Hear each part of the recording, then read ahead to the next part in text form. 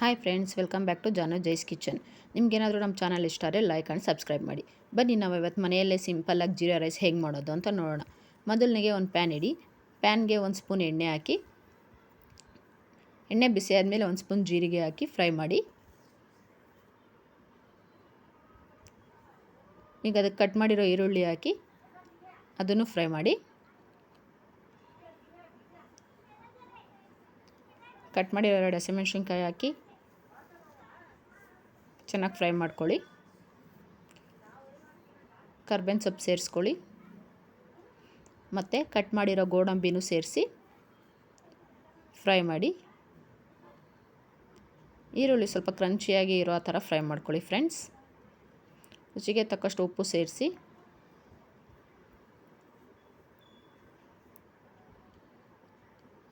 ಉದ್ದುದ್ರಾಗಿ ಬೇಯಿಸಿರೋ 1 cup ಅನ್ನನೂ ಹಾಕಿ ಚೆನ್ನಾಗಿ mix ಮಾಡಿ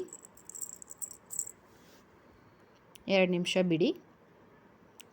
ಈಗ ನೋಡಿ, ಸಿಂಪಲ್ಲಾಗಿರೋ ಜೀರಾ ರೈಸ್ ರೆಡಿಯಾಗಿದೆ. ಇದನ್ನು ದಾಲೊಂದಿಗೆ ಟೇಸ್ಟ್ ಮಾಡಿ ಫ್ರೆಂಡ್ಸ್. Thank you.